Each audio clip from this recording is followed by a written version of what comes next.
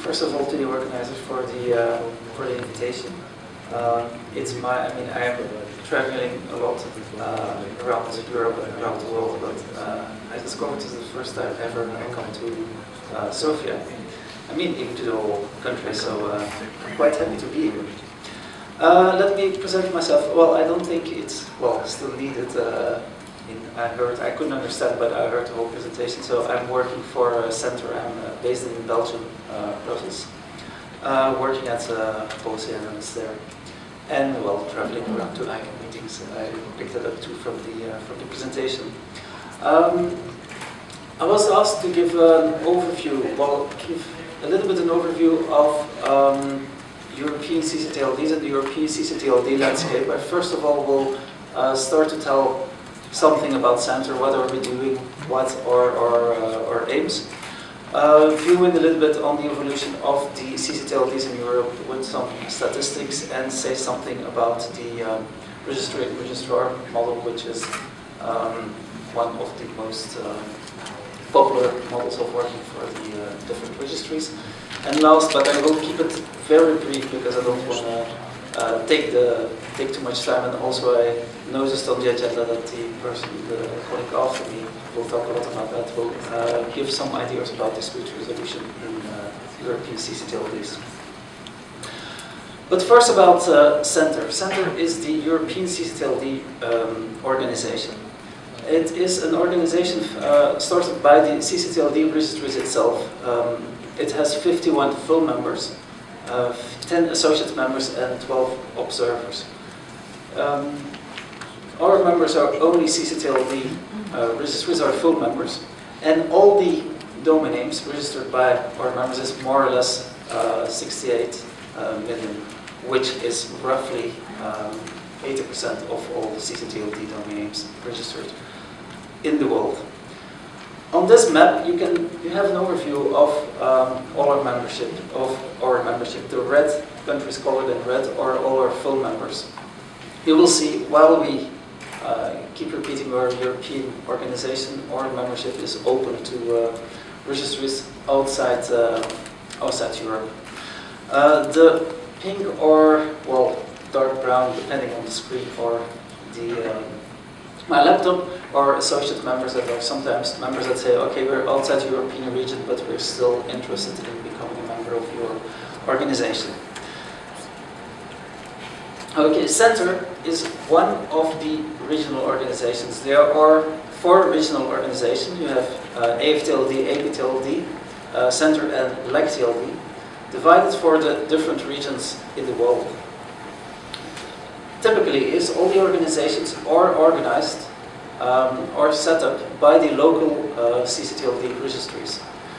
Also for CENTR, there were the registries that came together saying, okay, we need an organization where we can come together, discuss, exchange information.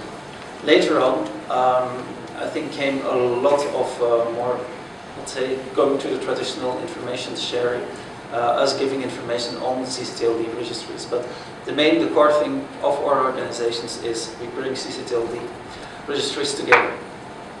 That's why I always like to present the structure of our organization of CENTR as a house, because I can nicely put and explain what we are doing. We bring the registries together to discuss their day-to-day business. I mean, we have several workshops. We have a legal, technical, marketing, R&D workshop. I think it's, well, most of the workshops, they meet either 2 or 3 times a year. Like I said at the beginning, I'm working now 6 years for CENTR, and the evolution that we have seen is that the people within the registries, instead of doing 5 tasks at the same time, start to become more and more interested, more and more specialized. What made it more interesting for us to set up legal workshops where we have only legal people talking, marketing workshops where we have almost only marketing people working for ccTLD registries discussing what is going on. We also have an IGF working group specialized in, well, or focusing on our preparations for the Internet Governance Forum. I don't know if Giovanni Seppia is still here. I think he just had to leave because he's the chairman of our IGF working group. The IGF working group prepares our meeting, I mean, we had a workshop also at the IJ Forum in Baku, which was us on behalf of our community bringing the message, okay, we are the registries, we are the ccTLDs, this is how we work, and just own or present ourselves in between all the other organizations. I think that's more than enough about CENTR at this moment. If you want to know more, you can go and see at our website, both for information on our organization, on our members, or on some general information on the TLD and GTLD, ccTLD, GTLD business. Also, if you're on Twitter, you can follow our Twitter feed. It's basically my colleague is going through the news and picking up whatever that can be interesting for our community and sends it out. So how are ccTLDs doing now in the world? I mean, we are discussing. I remember the graph saying, okay, we have so few GTLDs, we have so many ccTLD registries. It's always interesting to look how many domain names this represents. If you look on the table, it's an overview of the 20 largest ccTLD registries in the world with their most recent number of registrations. If you focus on Europe, you see the European top 4 or 5 is, of course, Germany, still leading with 15 million, and followed by UK, the Netherlands, and the Russian Federation and .eu. If you compare this now with the total number, I think if you would look globally, there's roughly 42% of all registered domain names or ccTLDs and 58 or GTLDs. Looking at the growth, a couple of, well, most or all registries, I think if I can say for all our members, are still growing year after year. Growing the fastest, highest growth in Europe at this moment or in the last year. We saw at the Portuguese registry with 27%. It is not surprisingly because .pt recently opened up and liberalized for registrations and moved to a more open system. The others in the top 5 are .me, .tr for the Turkish registry, .cz and the Russian TLD. The overall growth, I have to look at my notes. The overall growth for last year was like 7.9, almost 8% for all European ccTLDs. This brings us back. It's a graph. Well, in the back, I don't know if you can see it. You see just the number of ccTLDs in Europe that goes up. I mean, I have to tell you that if we look at statistics, we take a really broad perspective of Europe. I mean, this is not Europe, the EU27 statistics. It's like the most broad OECD definition you can connect. The two lines compare the growth on a monthly basis, the percentages of growth on a monthly basis between GTLDs and ccTLDs. I think we have to be honest, this is information you cannot really come to conclusions on a monthly basis. There are too many things that you can discuss about, well, is it data right or not? So you can't say whether if ccTLDs, GTLDs are doing best, but the most remarkably observation, I think, is that more or less both graphs still follow the same line. One time GTLDs grow more, other time ccTLDs, but overall during the last year the growth was quite similar. On this map, I hope it's visible from the back. We looked at how is the local ccTLD doing in terms of registrations compared to GTLD registrations that are registered within the country.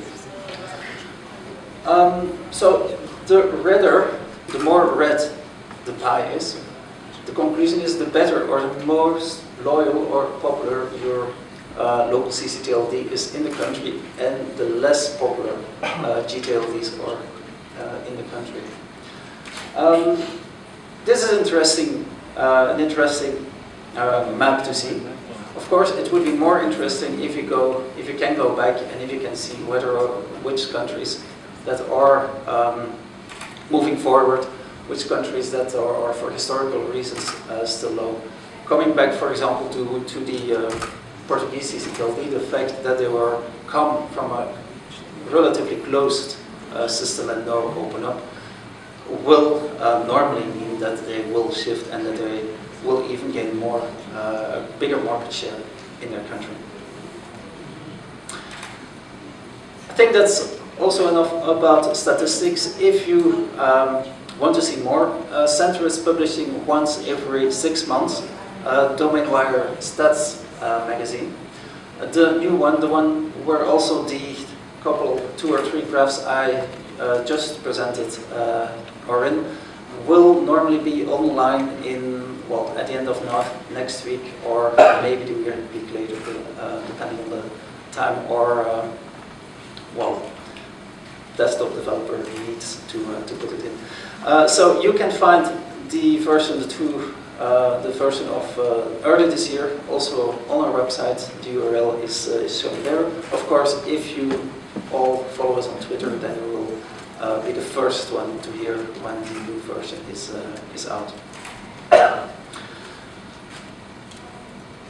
The registrar model. One of the things we do at CENTR is on a regular basis do small surveys among our members to see, okay, how are they organizing yourself? How are the registries functioning? One of them we had last year at the middle of last year was about the registrar model. We just wanted to know. I mean, it is an evolution going on that more and more registries step over from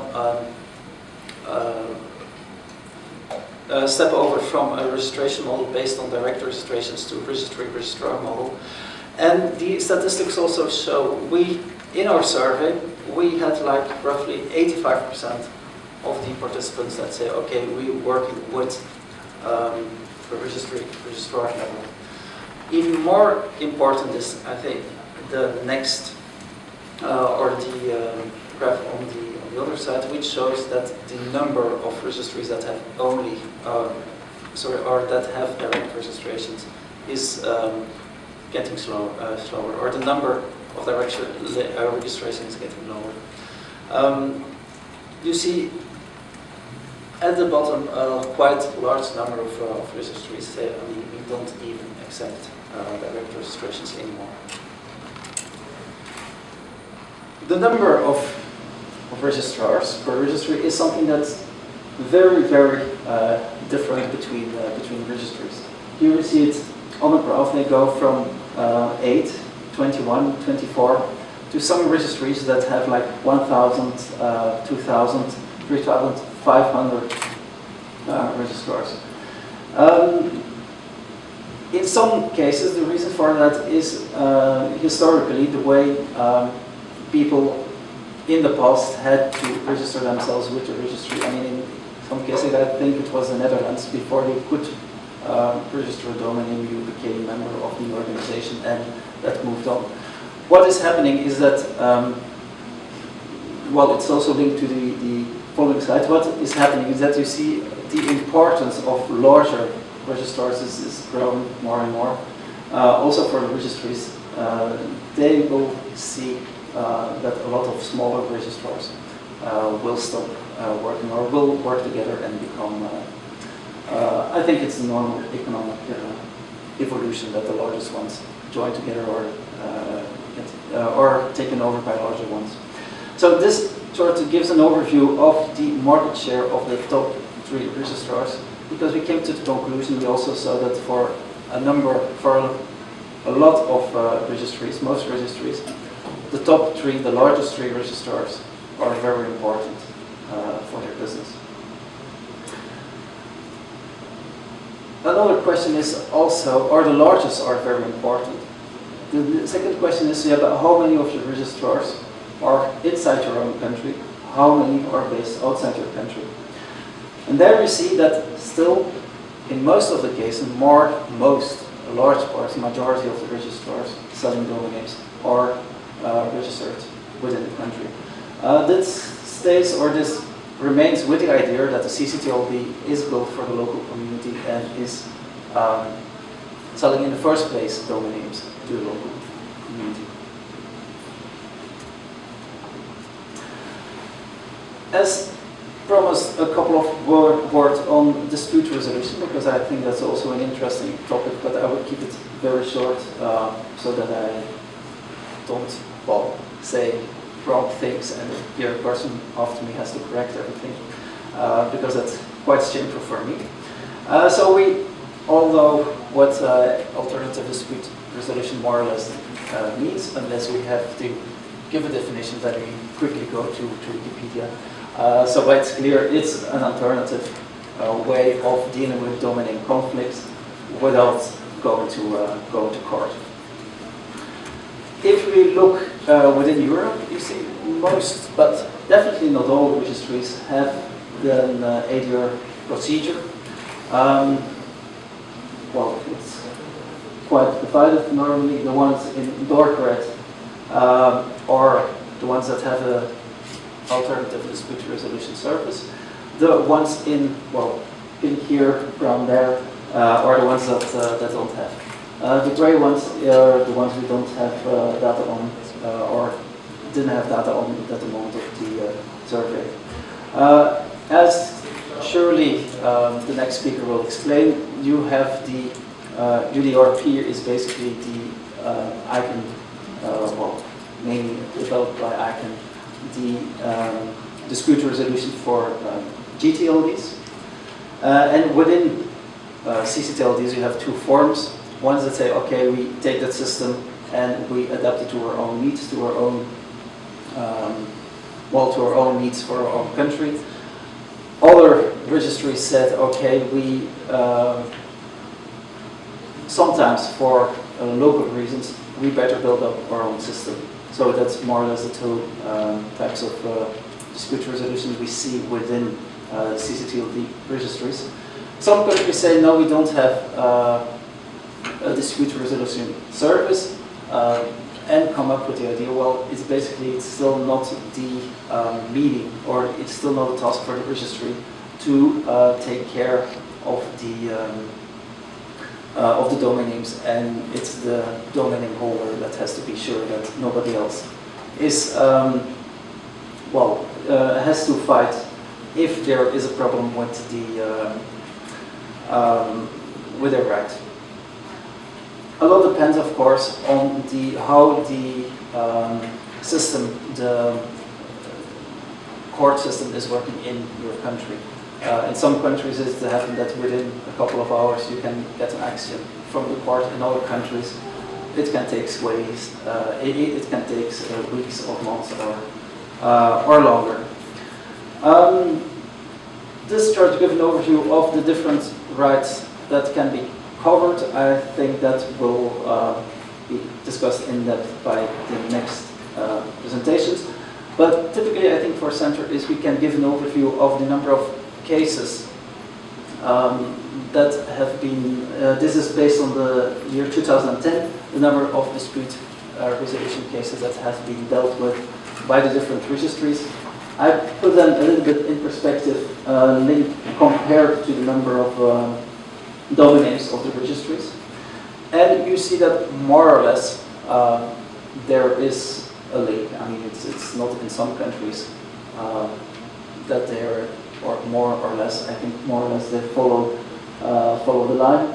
There are some that are a little bit higher. I think the 200 is Denmark, where the registry was asked by the government to take some specific rules with regard to phishing, and that's why they have a lot more cases. In our survey, we also asked, well, how many cases you have.